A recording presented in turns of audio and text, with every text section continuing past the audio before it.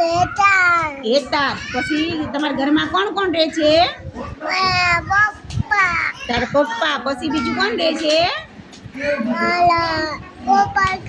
ગોપાલ કાકા. પછી બીજું કોણ રહે છે?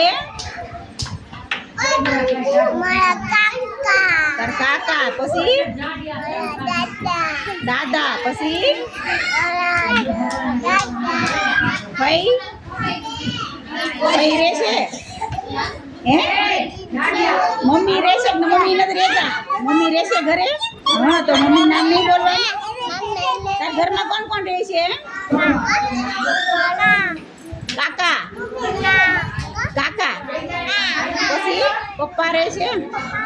પપ્પા. પછી બીજું કોણ રહે છે? કાકા. મમ્મી નહીં?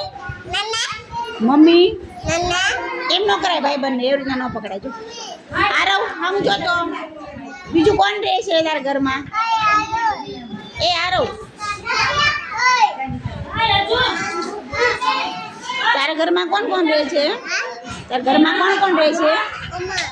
મમ્મી, પપ્પા. પછી બીજું કોણ રહે? તું. તારું નામ શું છે? તારું નામ? હા નહીં, તારું નામ સાર્થક કે તો? સાર્થક આવડે જ બોલતા?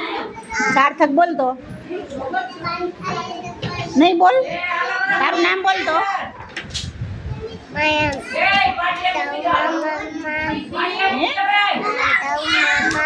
તારું નામ? તારું નામ શું?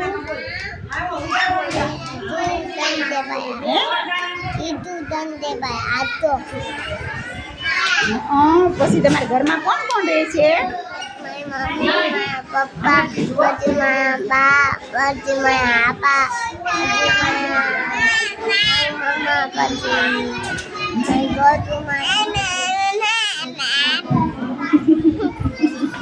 તાર ઘરમાં કોણ રહે છે?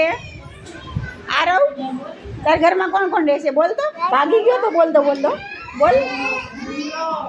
મમ્મી રહે છે, પપ્પા રહે છે, બીજું કોણ રહે છે? પપ્પા જ રહે છે ખાલી. રિદ્ધિબેન બોલો, તમારું નામ બોલો. રિદ્ધિ. પછી તમારા ઘરમાં કોણ કોણ રહે છે? પપ્પા. પછી હે દાદા. પછી આમ સીધી ઊભી રહે, એમ તો બાર ન કરે. પપ્પા. મમ્મી નથી રહેતા? નથી રહેતા મમ્મી? તો મમ્મી ક્યાં રહે છે? મામાના ઘરે? હા હશે, એમ જ હશે. મમ્મી મામાના ઘરે રહે છે. ઊભી થા. તારું નામ? હે આરવી. તમારા ઘરમાં કોણ કોણ રહે છે?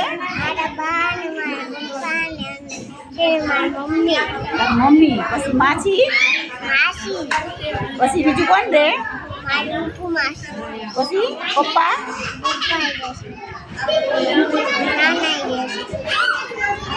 હાલો, બીજું કોણ છે?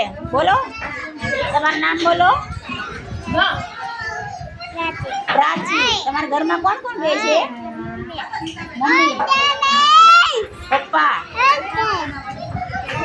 પછી બા, પછી કાકા. નહીં, કાકા રહે છે. પછી બીજું કોણ રહે છે? દાદા.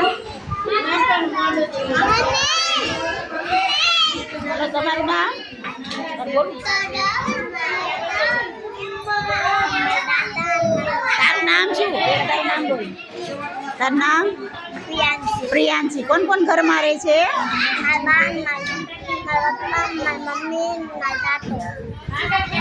બા, દાદા, મમ્મી, કાકા ને બા.